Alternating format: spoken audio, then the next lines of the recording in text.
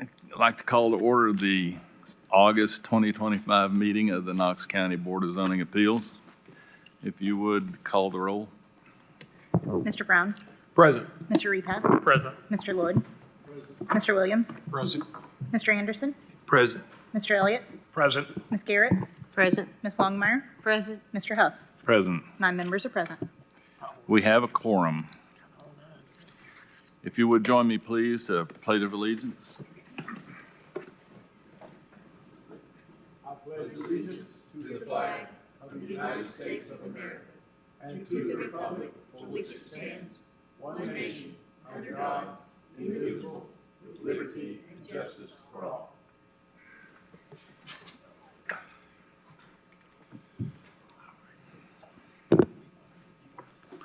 Members of the Bza are volunteers from each commission district who do not receive compensation for their work on the board or training they attend. As a quasi-judicial body, we avoid ex parte communication and conduct our business in accordance with the Open Meetings Act. My name is Paul Huff. I'm the chairman of the Board of Zoning Appeals. To my right is Mr. Curtis Brown, and to his right is Mr. Myers Morton, our law director representative. We have other people present. Steve, can you introduce your folks? Yes, Steve Elliott from Knox County Engineering Public Works. I also have Miranda Ward with me, and we have Mike Reynolds from Knox Planning. Thank you. Our voting procedure requires a simple majority of board members present. Today there are 9 members present, so a majority will require 5 votes. This time I'll entertain a motion to approve the minutes from last meeting. So moved. Second. Motion's been made and seconded. Is there any discussion? All those in favor, please say aye. Aye. Any opposition? Motion carries. Knox County Board of Zoning Appeals is authorized to grant variances and hear other matters by the Tennessee Code and the Knox County Zoning Ordinance, specifically 6.60 Board of Zoning Appeals. These laws prescribe strict parameters, the meeting of which is required to grant a variance. The burden of proof that an application meets these parameters rests on the applicant. Quoting from Knox County Code of Ordinances 6.60.04, variances, quote, "The purpose of the variance is to modify the strict application of the specific requirements of this ordinance in the case of exceptionally irregular, narrow, shallow, or steep lots or other exceptional physical conditions whereby such strict application would result in practical difficulty or unnecessary hardship which would deprive an owner of the reasonable use of their land. The variance shall be used only where necessary to overcome some obstacle which is preventing an owner from using their property as the zoning ordinance intended." For each matter, the clerk will read the request into the record. The clerk will then ask if the applicant is present. The chair will then ask if the applicant is present. The chair will then ask if there is opposition or other speakers who wish to present. You do not have to come forward at this time. Once we determine the speakers for the item, we will call on governmental agencies such as Knox County Codes, Planning, or Engineering to make statements regarding the facts pertinent to the property and the background of the request. Board members may ask questions of the governmental agencies once they have made their statements. The chair will then call on the applicant to come forward, state their name and address for the record, and present their evidence and reasoning supporting the granting of a variance. If there is no opposition, the applicant has 10 minutes to present their case. If there is opposition, the applicant and opposition each have 15 minutes. After the applicant's presentation, the board may ask questions of the applicant. The chair will then call for opposition or other parties who have up to 15 minutes to speak. This 15 minutes applies to all parties, so if there are multiple parties that wish to speak, please determine how you're going to divide your time beforehand. After the opponents present their opposition, the board may ask questions of the opponents. Finally, there will be a discussion of the case by the board, during which time board members may ask further questions of parties that have already testified. The board will then make any determination it deems necessary. Our bylaws allow an applicant at the initial hearing of a matter to request a deferral of 30 or 60 days without prejudice. In the event of a deferral of an application or failure to appear, any opponents may be heard on the record at a meeting where the application they oppose appears on the agenda.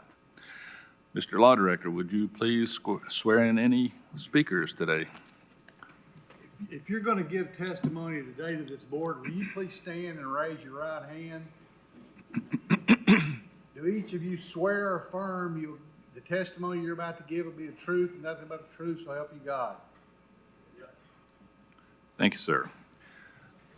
Are there any agenda changes or corrections today? The only thing is item 5A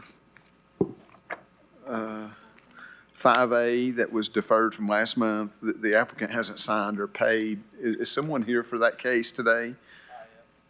Okay, could you please get with Kim over here and make payment and sign the application? That's the only changes. Very good, thank you. Okay, beginning with 4A.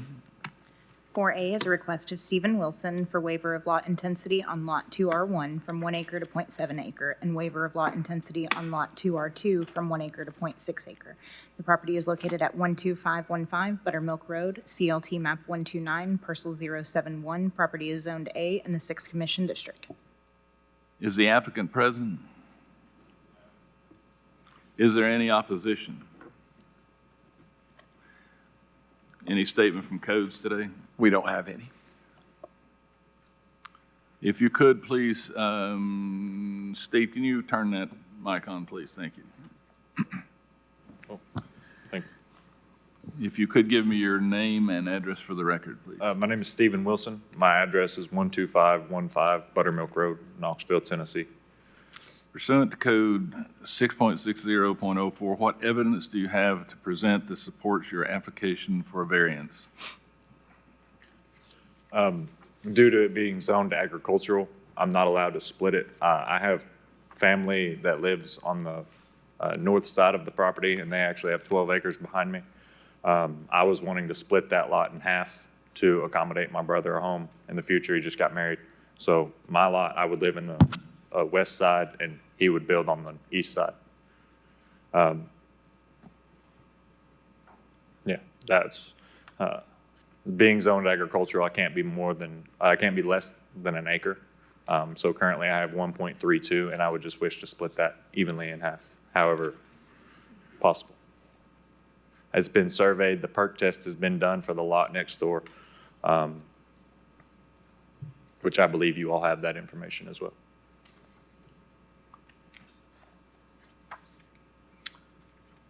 Mr. Elliott, I believe this one's yours in your district. Yes. Do you currently live in the house on the property? I'm fixing it up to live in it. It needed some work, but it's gotten all new flooring, new paint, new sheetrock, stuff like that. So it's all been addressed, and I plan to move in it within the next 2 to 3 weeks. Great, congratulations.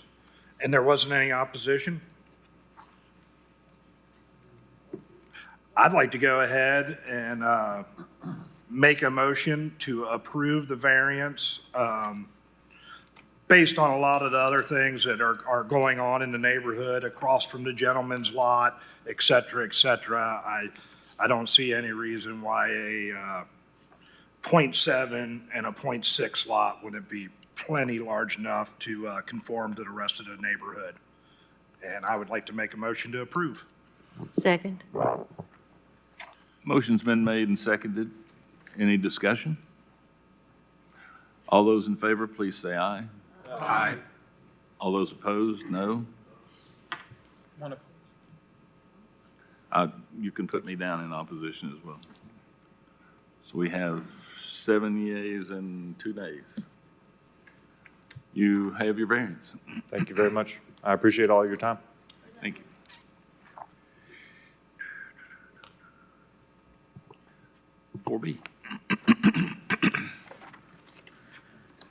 4B is a request of Jonathan Overton for a waiver to extend the commercial CA zone boundary line 50 feet to cover parcel. The property is located at 6614 Tecoy Lane, CLT map 079, group GB, parcel 004. Property is zoned CAA in the 6th Commission District. Is the applicant present? Is there any opposition? Any statement from codes? I'm sorry. Yeah, come on down. Any statement from codes? We have none. You please give us your name and address for the record, please. Yes, my name is Jonathan Overton. The address is 6614 Tecoy Lane, Knoxville, Tennessee, 37921.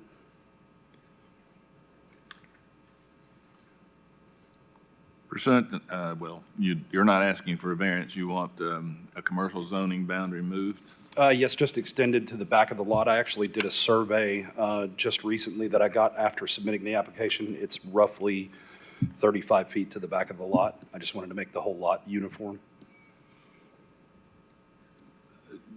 May I ask what you're going to be doing with the lot? I'm going to have a boutique auto dealership storage there. That's just a small dealership that will have a building approximately 44 by 100 on it. That would be all enclosed, nothing parked outside, but this would just be parking area used on the back of the lot. This is there's already a building on this property, is that correct? There is not. There was a old mobile home on the lot and a broken down trailer, and those were just removed. Okay. Mr. Chair, Yes. do you own the property that you already own the property behind you that you're extending? No, I don't own that property on part 3. I own number 4. That section right there on the back that's outlined is the property 4. For some reason, it just has the agricultural on the back section of it.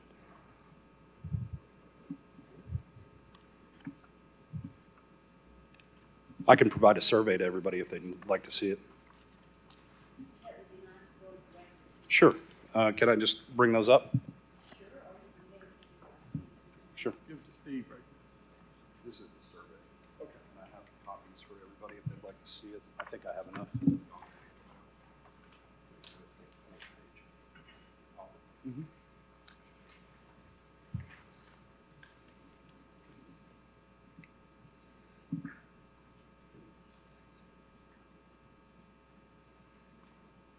Miranda, is there any way to overlay the zoning boundaries on the property maps in GIS?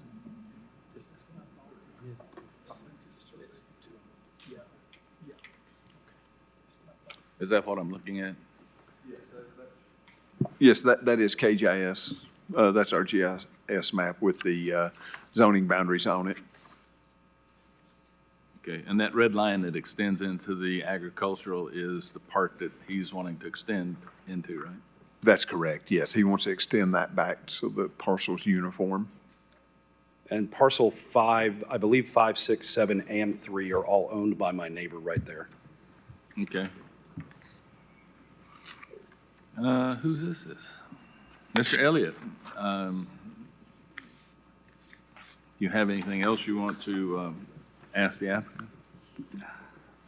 No, I don't. I had an opportunity to go by and look, and if there's no opposition, I'd again like to go ahead and make a motion that we grant the appeal to extend the line 50 feet, or actually 35, I think you Yeah, said. I think it's 35 now, yeah. To cover the parcel. Second. A motion's been made and seconded. I want to be clear, 35 feet, not 50, is that correct? Correct, just to the back of the lot line right there, which according to the survey that I got done is about 35 feet. It will make a difference what you say. Correct, I understand.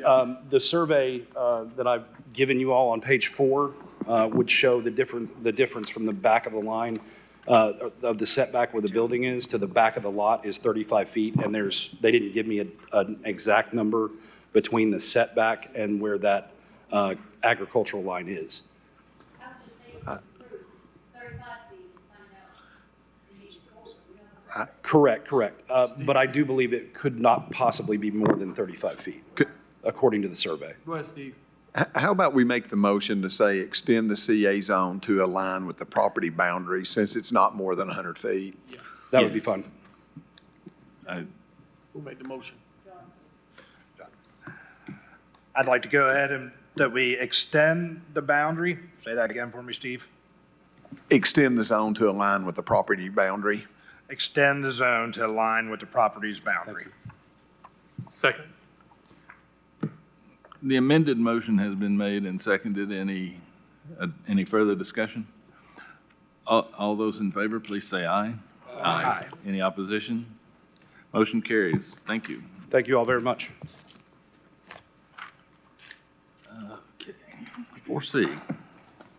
4C is a request of Daniel Levy for interpretation of the Knox County Board of Zoning Appeals for clarification of floor area calculations as applied to the neighborhood commercial CN zone under section 5.38.04 of the Knox County zoning ordinance. Is the applicant present? I'm here, Daniel Levy. Any opposition to this? Anything from codes? Just what we talked about briefly at the lunch, that this it was an administrative decision by my staff and myself to interpret the ruling from 6 or 8 months ago on the Easy Stop, that the 5,000 square feet is the footprint of the building, is the floor area of the building. So you can't exceed that floor area. So they are appealing our decision in the way we're interpreting the ordinance. And my understanding from the agenda meeting, this interpretation that you're making here is consistent with interpretations you've made in the past on similar case? That's correct. Thank you. Yeah, I'm getting to it. Could you give us your name and address, please? for Yeah, the it's record? Daniel Levy, 3523 Maloney Road, Knoxville, Tennessee, 37920. And so what we're requesting of the board is to look at building area in alignment with the building code, which I'll just read the definition from chapter 6, which is a building area is the footprint of a building. And so in CN districts around the county, there are buildings that are 5,000 square foot in footprint and multi-level in nature. And so it does seem like the county has in past precedent established the building area would be defined from a footprint, similar to how most ordinances would define a building coverage on a particular lot. And so when we look at the CN zoning and the way the ordinance is written, it says commercial establishments can be 5,000 square feet. You can have mixed-use components like residential structures above. And so what we're asking of the board is to view this from the intent of what the ordinance is written, which is for the CN district to be a transitional designation between residential and commercial areas. And so mixed use would fall into that category. There's a 35-foot height limitation within the CN district, which would allow for multi-levels. And so what we're saying is if you limit the square footage to a fire area or a gross square foot interpretation of how building code is accumulated and added together on each floor, then you're going to basically have a bunch of single buildings that are very skinny is different than what's been allowed in the county in the past. So we're just asking for that determination and alignment to be consistent throughout the county. Is it my understanding you believe that multi-story buildings with a gross floor area greater than 5,000 square feet have been approved in the CN zone? That's correct. Can you give us some examples of that? I think like the Chodo, over there off Chodo Road, the markets, there's a 2 and 3 level building over there with a 5,000 square foot footprint. Would be one that's coming to mind. It's off Chodo Road, the markets. That's correct. Those buildings, and previously we interpreted this, we used the building code to interpret the 5,000 square feet. We interpreted it to say that you could put in a firewall or a fire separation to constitute 2 separate buildings. That's the way it was interpreted when I took over the office. So I continued that interpretation that way. until the Easy Stop came before you guys, 6 or 8 months ago? And then the ruling then was that it was 5,000 square feet of floor area, so that changed our thinking and the way we think. So we did deny this request predicated upon your ruling on the Easy Stop. As Mr. Moyer said at the lunch, in that ruling, you only looked at a one-story building, a one-story structure. So this one is a little bit different than the other, but we used that ruling from the Easy Stop to deny this application here. But is the development on Chota Road a two-story building? It's multi-level. Yes, Yeah. it is. It has a downstairs and an upstairs.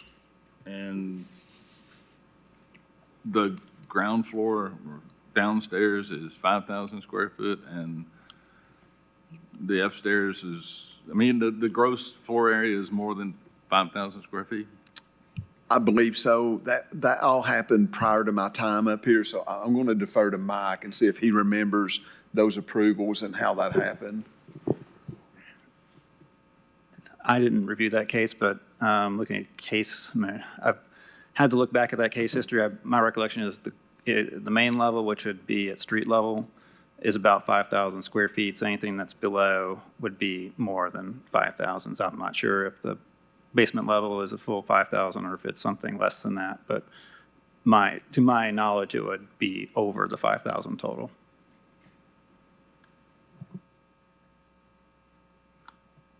Mr. Chair, Go ahead, Ms. Longmire. first of all, I'd like to thank Mr. Levy for providing us so much information. You did a very good job of expressing your point of view. As I read this, it says, no individual building or commercial establishment shall have a floor area exceeding 5,000 square feet, and the building height shall not exceed 35 feet. I mean, to me, that means a floor area, not a gross building area, but a floor area. So the bottom floor would have to be 5,000 square feet. Then should you build above it, another 5,000 square feet, as long as you don't go over that 35-foot mark. I will have to say that I see your point.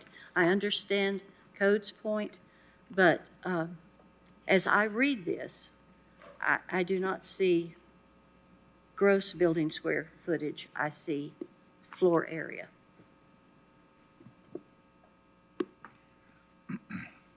Steve, I'm a little confused based on some of the conversation we had during the agenda meeting. I was under the impression that we had a case similar to this in the past where we had a two-story building that was proposed to be more than 5,000 square feet gross, and it was disapproved because of our interpretation of the building code. That's correct. Myself, when I took over the building codes department in 2020, denied that application. The ones he's referencing happened before, and I'm sorry, this one slipped my mind. I'd forgotten about it because this one happened prior to my time of being in the codes office. So this is an instance where the previous zoning administrator agreed with or approved it based upon Mr. Levy's interpretation. That's the way they interpreted it.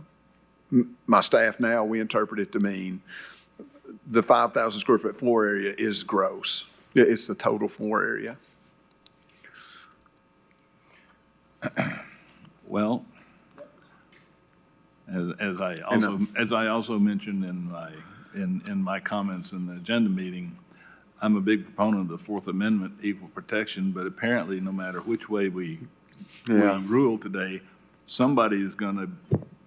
we're gonna rule against somebody in the past. Yeah, So- exactly. And I apologize. I did forget about this markets at Shodo that was approved, like I said, prior to my time as the zoning administrator.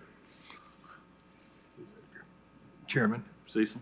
Steve, are you saying that the interpretation that you're using now is the same as what they used prior to you coming on? Or is No. it just the opposite? Prior to me, they used that you could separate it with a firewall and it would be two separate buildings. Right. And I'm assuming that's what they used for this one, to be built two levels like that. And that's what we used, was you could put a firewall in and it constitute two separate buildings. But the ruling you guys did on the Easy Stop was that it was a 5,000 square foot floor area. So now we say you can't exceed that. Yeah, and I think to just piggyback off that a little bit, I think the intent is important, which the firewall, which is not what we're suggesting, is that this 5,000 square foot just come in, the floor area just come in line with building interpretation. The firewall is kind of a cheat to break the intent of the code, which is to have smaller scale buildings at 5,000 square foot footprint maxes. If you put a firewall in there, you could have an endless building the size of an Amazon warehouse building. So I'm not proposing that. What I'm saying is we align the Knox County ordinance with the floor area being interpreted as the footprint to match and align with building codes and the intent of the code. So I think the intent of the code, which previous buildings have proven when they got approved, was a floor area per level, and verticality didn't come into play.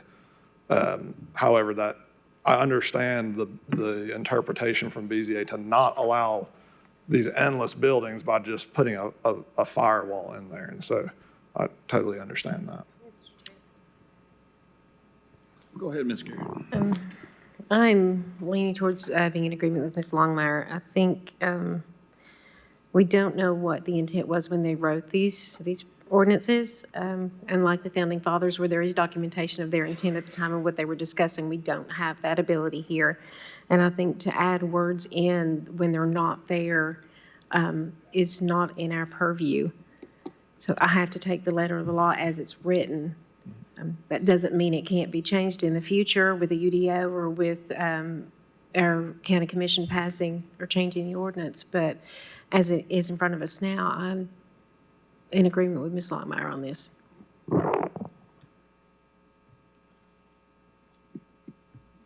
Any other discussion? I would like to point out, if you look throughout the city and county, historically, there have been small buildings, like 5,000 square feet, that did have an upper floor, very often a store where the owners would live above the store, or there would be rental property above the store. I don't see that it would be anything unusual for our area to have a 5,000 square foot bottom and then another one on top. I will say one more thing. I think when our applicant was mentioning the reasoning for a commercial neighborhood zone, and it's supposed to be something, the way it's written in the codes is that it's supposed to be something that fits in with the neighborhood. And I don't know whether this particular one would or not. I haven't seen a design. I haven't seen any, what you're planning on doing with a particular property. I'm not even sure where the property is, so it'd be hard to determine whether or not anything would fit in with that property, but I still have to take the law as it's written. I find myself in reluctant agreement with both Ms. Garrett and Ms. Longmire, not because of, just because the law, it is written vaguely, okay? And quite frankly, whoever, the author of this particular part of the zoning code left us with a mess. And we're being asked to clean up the mess. The best way I know to clean it up is to clean it up in the way that makes the most sense. I understand that two-story buildings greater than 5,000 square feet are allowed in other zones. Is that correct? Yes, that's correct. CA zone, other zones would allow it. So I find no compelling reason to restrict this just because it's in a CN zone and in absence of definitive information in the body of the text of the zoning ordinance. But I will say this, I hope that whoever's doing these reviews for the UDC UDO. UDO, excuse me, will take this opportunity to add whatever language needs to be added to this particular part of the code or the zoning ordinance to fix this in the future. Whatever they think it needs to be, make it so that we don't have to make this interpretation again. And, I'm sorry, are you wishing to speak? Yes, I'm Name and address, please. Oliver Smith Realty and Development Company. We're familiar with this property. Also, Mr. Huff, we're very familiar with neighborhood commercial zoning because our company's, it's one of the most unique zonings that we have, and it's always a tough interpretation because it is a transitional zone and people, well, what can I do? She made a great point. Does that fit into the neighborhood and everything? And one of the things about that old Concord, and listen, we dealt with this all over the town. Ms. Longmire was correct. It has always been the interpretation that we've seen, and I've been doing it 40 years, that the floor plan was like we talked, and they actually advocated in a number of meetings that I've been asked to sit on different committees with MPC about looking at, how do we create the old town looks and things like that with neighborhood commercial, that it was, you wanted the 5,000 square feet in the bottom because if you go smaller than that and you want to go vertical, it restricts things like a full-service restaurant for the community or maybe a medical office, because when you shrink that footprint and you say you just wanted to do 2,500 and on top of 2,500, it really restricts uses that you could put in the neighborhood that would be beneficial for the neighborhood to meet those transitional guidelines. And I think I agree with Mr. Huff down the road. If it needs to be a little bit more specific, but at the same time, Ms. Longmire is correct. If you want something that is a transitional zone that uses the kind of tenants they want for the community so they don't have to drive outside of it, when you restrict that floor plate on the bottom and you want to do something unique on top, it really cuts down the type of people that you can use and bring into the community so that people don't have to drive outside of that community. And like I said, I've been doing this a long time, and this particular zone is always difficult for people to understand because it's so unique, and because in essence you're merging, communities with commercial, and it has to be delicate, and it has to be something of interest that benefits the commercial side and the community side. So I just I'm not here I don't own the property. I was just, when Daniel said he was coming up there, I thought it'd be an interesting perspective from not only a developer, but we're a tenant representation firm and do things of this nature for the people that go into these types of buildings. And I thought it would be beneficial for you all to hear that side of the equation besides the codes and the architectural side. So I was just here to help with that particular input. Thank you, Mr. Huff. That. Thank you, Board. Mr. Reynolds, you have your light on? Yes, I just want to clarify how that building on Choteau was discussed and approved through the Planning Commission. The main level, which is the North Shore Town Center, North Shore Drive level, so the upper level was approved for 5,000 square feet of commercial and office space. The bottom floor was approved for 5,000 square feet of self-storage space, which is associated with the self-storage facility that's behind the structure. So you have to actually drive through a gate to even access the rear of the building. Self-storage facilities, while each building itself is limited to 5,000 square feet, they can have multiple as one business. So I think the intent there is that because the land was going downhill, that building was, the grade change was enough that they could tuck in self-storage units below that structure on the ground level or on the basement level, that it was a different type of use. It wasn't another commercial use per se, even though it is another use, it is a more floor area. It's not truly another leasable commercial space like any other typical space. It was specific to self-storage. Time has expired for applicant presentation. Are there any questions from the board? Any further discussion from the board? In absence of that, I'll make a motion that we approve this request. I'm sorry, Steve. Thought of something? I just wanted to say, you know, it pains me to deny this application because this is the type of development we want in Knox County. We want the commercial, we want the residential above it. But unfortunately, I think the ordinance has tied our hands here and we were forced to make this denial. So, and I echo what you said, this needs to be changed in the ordinance and It needs to be clarified. what the legislators want needs to be clear in here so we can enforce it, and everyone, including the architects, the engineers, and the developers are clear in what the ordinance says, because it still is unclear. Correct. So I'll make the motion that we approve this request. Second. Motion been made and seconded. Any opposition? Any discussion? All those in favor, please say aye. Aye. Any opposed? Motion carries. Mr. Chair, I would Yes. like to thank you. I know it was very painful to say you agreed with me, but I appreciate it. Now, Ms. Longmire, you know that's not true. 4D. 4D is a request of Jonathan Schoonover, Scruffy City Builders LLC, for waiver of front yard setback from 20 feet to 13 feet. The property is located at 3925 Hillside Terrace Lane, CLT map 041, Group PA, parcel 022.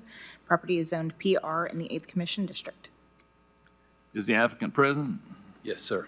Any opposition to this? If you could, please state your name and address for the record, please. Yeah, Jonathan Schoonover, 1845 Community Drive, Knoxville, Tennessee, 37909. Are you any relation to Commissioner Schoonover? That's Schoonmaker. This is Schoonover. Never mind. Yeah, you're right. Thank you. Ms. Longmire, this is yours. I think we're all aware of the problems with the large TVA power lines that run through various properties, that it does have a 70-foot TVA easement, which means you can't build anything, even a driveway underneath it. Well, let me say this. You could build it, but TVA would make you tear it down. No, they'll allow driveways. I want to clarify that. They do allow driveways, I'm sorry. You can't have a permanent structure under a TVA. All right, you can't have a paved driveway, how's that? You really can't. You can put gravel. But anyway, Mine's paved. this property I have looked at, it doesn't cause a problem in the neighborhood. I don't see any problem with changing the setback from 20 feet to 13 feet. I feel rather strongly, and I know there's no scientific evidence probably, about the safety of living too close to those major power lines, but we have one over our pond, and it gives you some strange-looking fish. So, just saying. So I would like, I want to go ahead and make a motion to approve the waiver of the front yard setback from 20 feet to 13 feet because of the TVA easement that does not allow building construction in the setback. Second. Motion's been made and seconded. However, I do have some questions. Does this house have a garage? It does. Yeah, Okay. it's at the front of the lot. This is a walkout basement that slopes down to the property there. And actually, to further your point, Ms. Longmire, what this does is this allows us to shift everything forward so that we can build a deck on the back. That's essentially what this allows for. So there's. I do normally ask for a topographical map Okay. because the topography does make a difference here also, I believe. If you'll look at the topography, you can see that there seems to be some steepness in certain areas Yeah. that might interfere with the building also. Okay, any further discussion? Anything from codes? Anything from codes? No, well, is the house going to have a two-car garage on it? Yes. Okay, thank you. Okay, motion's been made and seconded. Any further discussion? All those in favor, please say aye. Aye. Any opposition? Motion carries. Thank you all. 4E is a request of Leah Metcalf for waiver of lot intensity from 1 acre to .7 acre and waiver of front yard setback from 40 feet to 35 feet. The property is located at 1902 Kimberlin Heights Road, CLT map 126, parcel 11605. Property is zoned A in the 9th Commission District. The applicant present? Yes. Any opposition? Anything from codes? We don't have any. Well, this is the one where they actually have enough lot area, but because of the way the subregs read, that the flag area of the access of the flag isn't counted towards lot area. So they have 1 acre, but they really don't because we got to take out the area for the access easement. Okay. If you could state your name and address for the record, please. It's Leah Metcalf, and it's 7016 Mays Drive, Knoxville, Tennessee, 37918. Can you give us your reasoning for asking for this variance? So right now, there's 2 residential structures on 1 parcel, so my client's wanting to split it, so each parcel has their own house. And right now, the front house, well, all the properties on the east side of the property are sharing a driveway, so nothing's technically touching Kimberlin Heights right now, but in order to split the property, it needs to be 1 acre each. Right now, the parcel is 2 acres, but I have to have an easement or access strip, and that takes away from the square footage for the acre, so. Are they planning to build a driveway on this strip of land, or are they going to continue to use the existing access? Right now, the client is just using that strip of access, and I would recommend to the client to maybe restructure that easement agreement with the neighboring who owns the actual driveway. Right. So this strip of land is basically just an administrative requirement of and it, quite frankly, it does become rather irregular shaped lot, being a flag lot, but Per the subdivision regulations, Right. I have to touch the main road for 25 feet, so that's why we're putting in that strip. is there any discussion about this? This mine. I'm going to make the recommendation, the motion that this be approved, simply because it's non-conforming because of an administrative requirement of the county zoning requirements, which really doesn't have any impact on the properties. Motion's been made and seconded. Thank you, Ms. Longmire. All those in favor, please say aye. Aye. Any opposition? Very good, thank you. Thank you.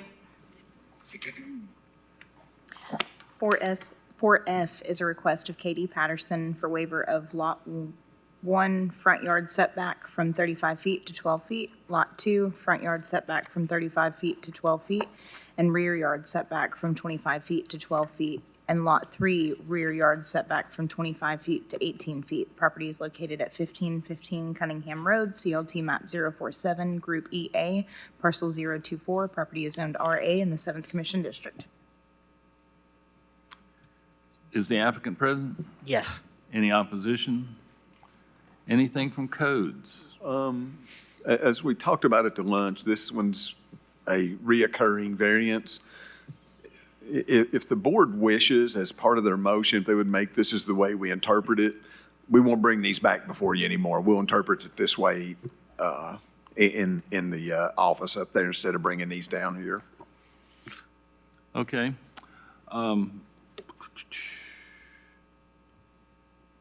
If you could please state your name and address for the record. Yes, David Harbin at 4334 Paper Mill Drive here in Knoxville. And as Steve said there, it's basically an interpretation there for what is the front yard here. We laid this out for the front yard to be the access, which is along the east side of the property right there. We actually meet the standards if we interpret it that way. But since the code's interpreting that anything that's facing along Cunningham Road there is the front, required us to come before you guys to ask for this variances here today. So you interpreted it logically, and as you've probably noticed by now, codes doesn't, the codes, Usually, right. codes interpret it interprets the way the zoning ordinance is written, and the zoning ordinance doesn't always follow logic. Exactly. The front yard, usually you want your people to be able to park in the driveway and have the big setback, so they're not blocking the main road through there, so. So I just want to say that codes did Right. interpret this properly. Okay. But we would like to interpret it the way you interpreted it. I think we're in agreement, that's good. Or at least I do. I hope the rest of the board feels the same way. And going forward, I would like to empower the codes department as a part of this vote to interpret these in a way that follows logic,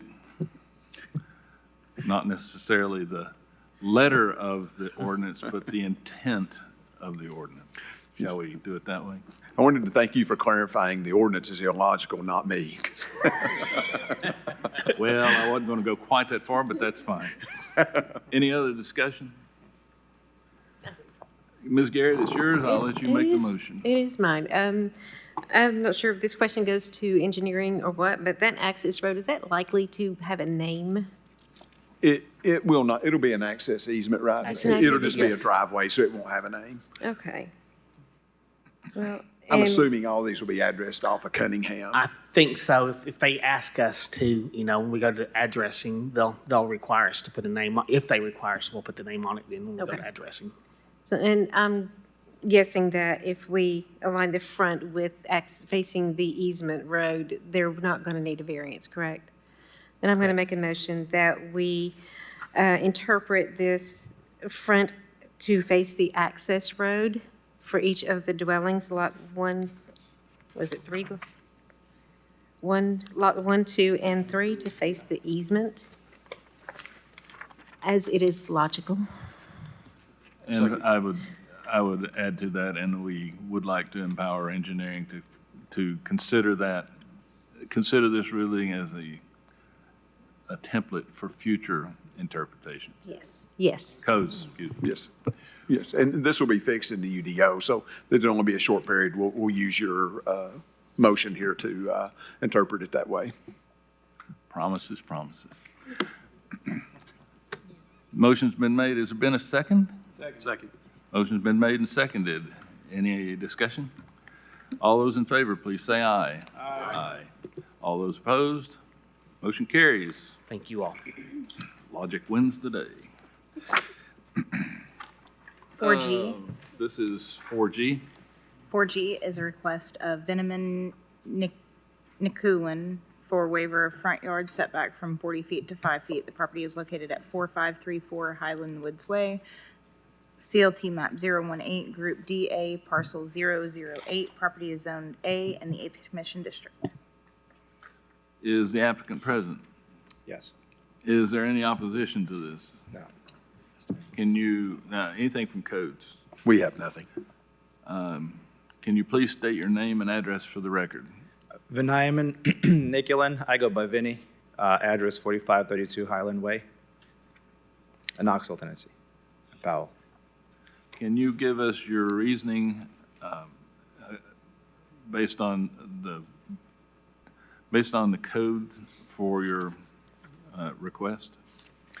We're trying to build a house, a personal residence, and because of such a steep drop in the back, we're not able to build this safely. So I need to push the house as close as possible to the road, which is in a subdivision road.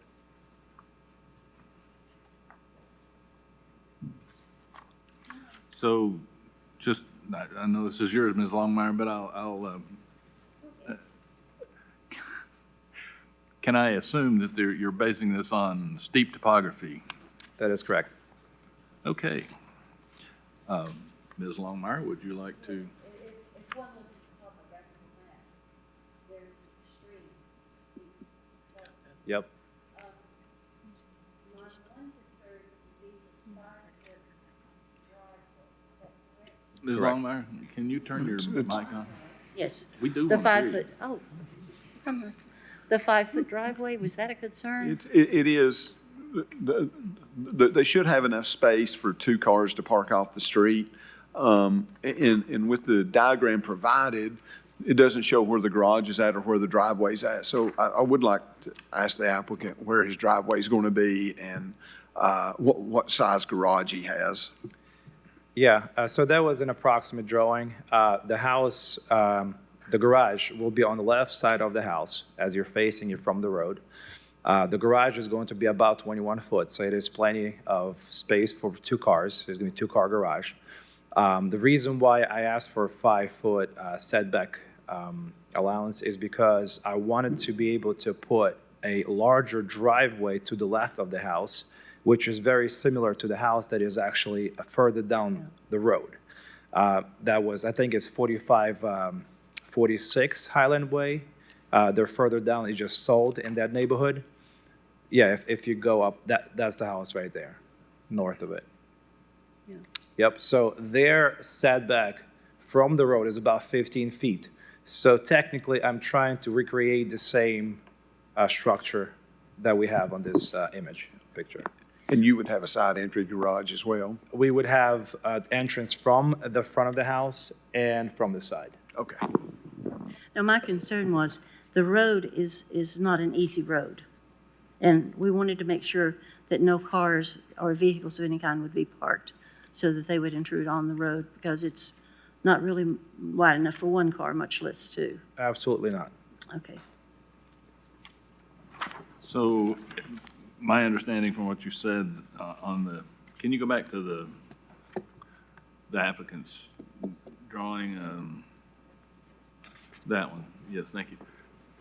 My understanding is the garage is part of the footprint of the house shown here on the left side? Yes. Okay. Any further discussion? Mr. Chair, I think Mike Reynolds had something for you. Yeah, just real quick for the applicant. Have you had a chance to talk to Hallsdale Powell Utility District about being 5 feet off the front property line with the structure? I have not. I would suggest talking to them. It might be a water line that runs along that property line. Just want to make sure you're far enough away from that, they're okay with the distance. So. Absolutely. We have plenty of space to actually maneuver the house because it's almost 3 acres, 2.47. So we definitely have plenty of space to maneuver the house if we push it closer to the road. So if we have to move it to the left or to the right, away from that pipe, I think we have enough space. If that answers your question. Thank you for bringing that up. I think we often forget utilities. Yeah, I just wanted to make sure that you're aware, just to contact them before you get too far. Thank you. Okay. If there's no further questions, I'd like to make a motion to approve the waiver of the front yard setback from 40 feet to 5 feet, basically because of the extreme steep topography. Second. Motion's been made and seconded. I would like to add that I would make this contingent on the utility companies not needing additional setback for their utilities. And we can't answer that now, but if they don't need it, then 5 feet's fine. Okay. Well, I think it's wise for anybody building to check with utility companies to see where easements and things are. Yes. Motion's been made, seconded. Any further discussion? All those in favor, please say aye. Aye. Any opposition? Motion carries. Thank you for your time. 4H is a request of Brian Cataldi for waiver of lot intensity from 1 dwelling per acre to 2 dwellings per acre per 1.46 acre and waiver of front yard setback from 40 feet to 20 feet. The property is located at 1342 Snyder School Road, CLT map 130, parcel 02503. Property is zoned A in the 6th Mission District. Is the applicant present? That's me. Any opposition to this? Can you give us your name and address for the record, please? Sure. Brian Cataldi, 1342 Snyder School Road. Anything from codes on this? We don't have anything. Mr. Elliott. Hi, sir. How are you? I'm good. How you doing? Good. Got to go by the property and check it out. Could you give us a little description of what your plans are and? Sure. So, local guy, been here since 2020. Parents been here since 15. Bought this house last year, zoned agriculture. Under that zoning, it appears that you have the ability to create like a guest house above a garage. Well, that's what I'm trying to do. Problem is, the way the building restrictions are designed, you gotta have two acres to do it. I've got 1.46, right? And if you've been by the property, you've seen it. If I have to attach this to the house, we've got a topography issue where it's fairly steep. Also, you can see from my pretty rudimentary design here that next to the house, we've got a septic system buried. And then we also got the propane tank that's right there as well. So I'd have to relocate all that stuff. I'm not sure in the case of the septic tank, we could even do that, right? Just given the way that permit lies. So there's a separate garage that's down towards the road at the other end of the property that's detached. I'd like to add on to it and put the additional dwelling guest house above it is kind of the plan. We have a septic permit on file, I believe, with the county for that already. Can't put a separate septic system down there, but it's a pump that would run up to the current septic system that's there, right? So that's the first, I guess, issue is reducing that density size. The second issue I've got is I can't expand this the other way from the current detached garage because there's a creek back there. And there's a creek back there, we've got the floodplain that would exist around the creek. I have to go towards the road. If I go towards the road, I'm not asking for a huge setback change. I think the current structure is 40 feet maybe, as the current setback exists. It's supposed to be 50. I think it was built that way for whatever reason. If we make it a dwelling, now I think that goes down to 40, but I can't get 40 on the new structure to the road. I can probably get 25 to 30. We asked for 20 to be safe. So that's kind of where I'm at with it. Well, thank you very much for the clarification. I was a little confused. I was looking at the detached garage up by the house. Oh, okay, yeah, the carport. Yeah. But thanks, no, that's great information. Well, I would like to go ahead and make a motion that we approve the request for lot density and the setback, you know, based on everything he just shared with us, also based on some precedents that we've set with lot density. I don't see any problem with this whatsoever, and I don't see. I did look at that little building, even though I didn't know that was the one, and I certainly don't see any safety hazards or concerns with. By the way, just a point of information. I mean, I don't know if this helps or not, but talk to the neighbor on the back side. They're building a barn back there. He said, it's your land, to do what you want to do. Talk to the neighbor on the front side that would apparently, you know, have some sort of be affected in some way. They just did the same thing, right? And so he actually texted me today and said, good luck. So I don't think anybody has too much of an issue back there. That's nice. And again, like Ms. Longmire said to an earlier applicant, thank you for all the detail.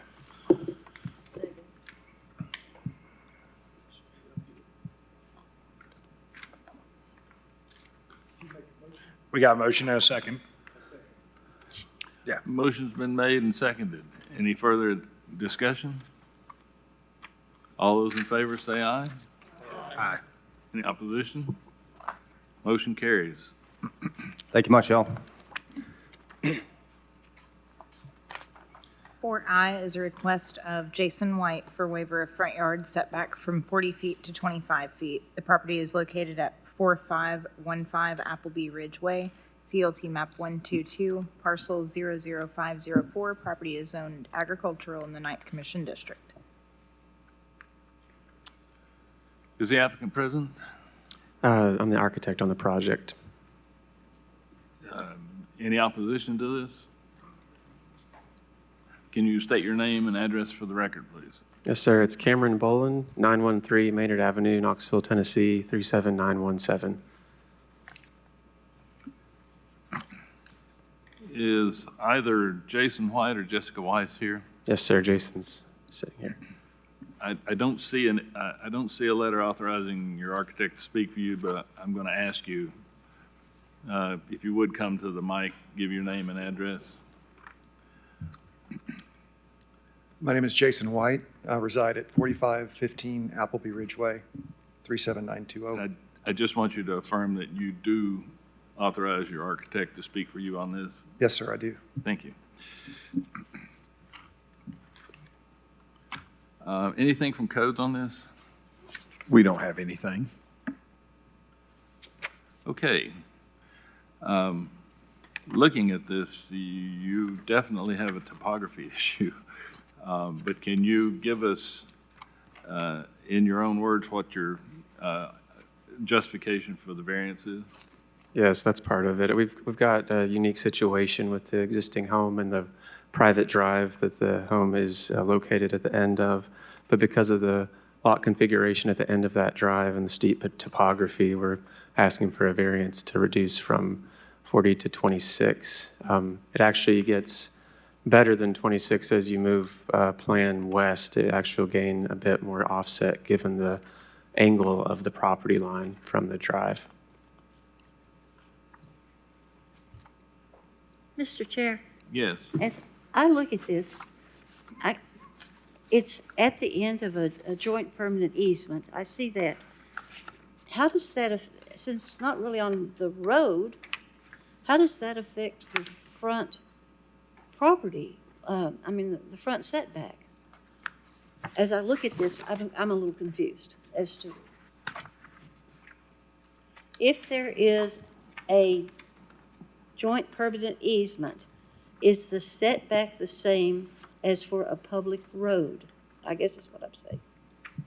The setback's always measured to the property line, regardless of what the access is. They just can't encroach into an access.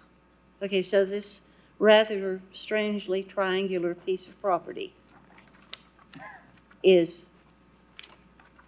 the front is where the Appleby Ridge Way comes into it, and that's considered the front, Yes, that's the front. where the setback is. And it is currently how close to it?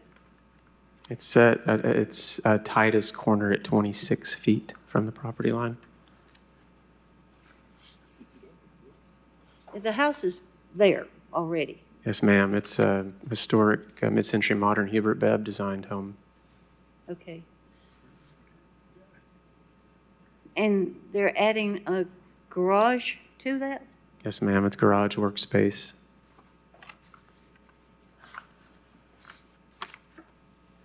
The garage is gonna be down on the lower flat end, the flattest part. Where the cursor is, yes, Yeah. because that's where the drive accesses the property.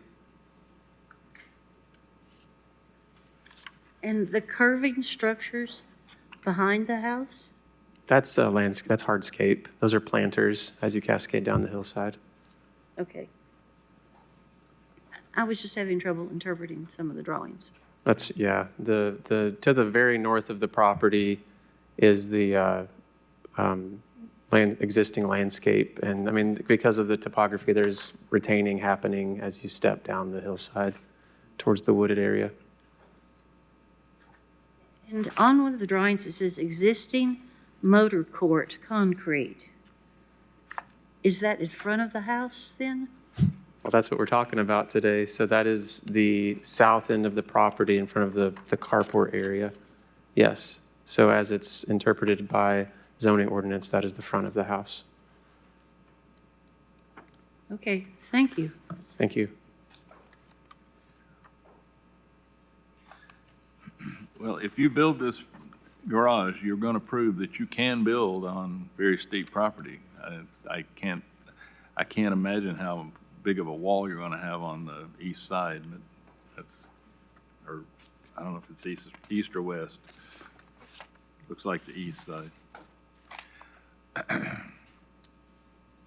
Any other discussion? I'll make a motion that we approve this request based on the steep topography and the shape of the lot and the fact that there has to be a front of the house, so we've interpreted it to be this side of the house. Whether it is or not, it is by definition, but this seems like a reasonable request to me. Motion's been made and seconded. Any discussion? It says 40 feet to 25 feet. No, we're asking for 26 at its tightest point. That's what we're asking for. Yes, ma'am.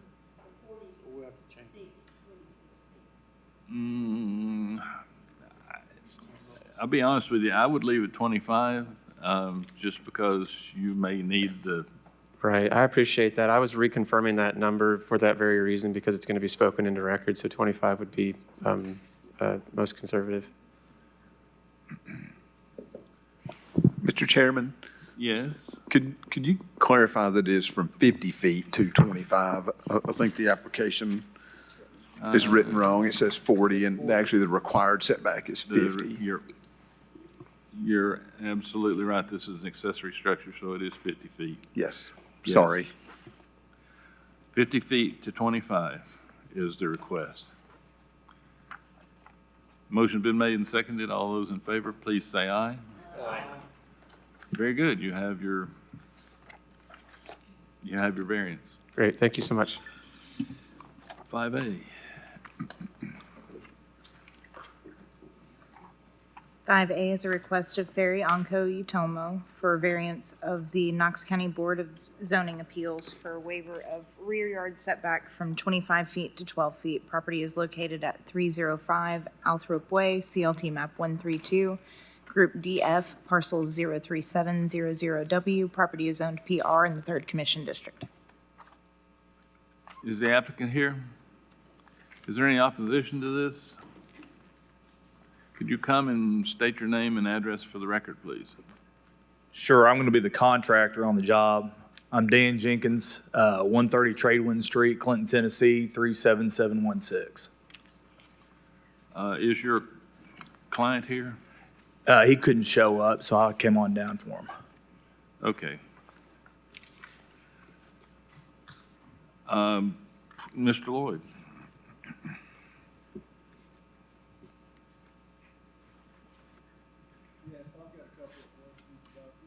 Turn your microphone on, please.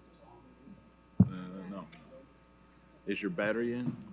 I think I'm done. There we go. I've got a couple of questions about this one. I've got two different maps that show 305 being in different locations. One shows 305 being a center unit, and the other one shows 305 being an end unit. Which one's correct? It should be an in unit. That's how I understand it to be. Yeah. And I think one of those 305s is on the other street. That's a separate address, but it is, the one they're requesting on is this one here that is an end unit. okay, gotcha. I went out there and looked at this one. Is there a space above where you're going to, I assume you're enclosing a patio? Yes, sir. Is there an enclosed space above it already?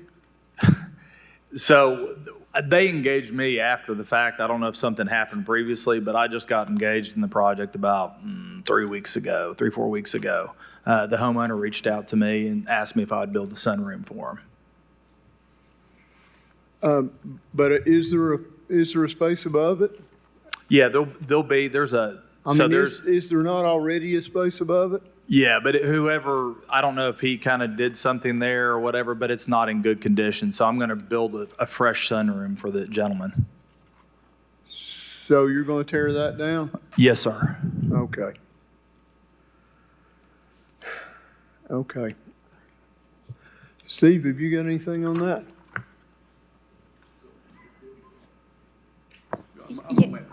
When the applicant came to apply for the permit, he had already built it or built most of it and then came to apply for a permit on his own after the fact. There's a lot of a language barrier. He didn't understand that he needed a permit before he built. He had thought he had to get it inspected after it was done without getting approval prior, so he was just confused. And we have not done any of that work. So when he engaged us, asked us if we would build a sunroom for him, we said absolutely. And there is a strong language barrier as well. So you're going to be working inside the patio area and you're going to take down the structure that's above and then put it back up to codes? Absolutely. It looked to me like each of those spaces there, each of those apartments had virtually the same thing. I don't see that this would make any difference to the neighborhood whatsoever. No, and to be clear, if they weren't enclosing it, they wouldn't need a variance. They need a variance because they're enclosing it. So just to build a roof out over it, they wouldn't need the variance. Well, the space above is enclosed. Yeah, it wasn't before. That was what they did without a permit. Oh, okay. Okay, well, I'd like to make a motion that we do go ahead and, grant this waiver of rear yard setback from 25 feet to 12 feet in order to let them enclose that patio properly and up to code. A second. I have one question. Are we enclosing an existing deck? It's an existing patio Okay. that, the owner built a roof over and doesn't meet code and didn't get a permit and Okay. applied for a permit, and that's how we're here today. Yeah, I just want to make sure that the reason given on the application is still valid. Okay. Motion's been made and seconded. Any further discussion? All those in favor, please say aye. Aye. Any opposition? Motion passes. Thank you, guys. Make a motion, we adjourn. Motion's been made to adjourn and seconded. All those in favor, say aye. Aye. We are adjourned.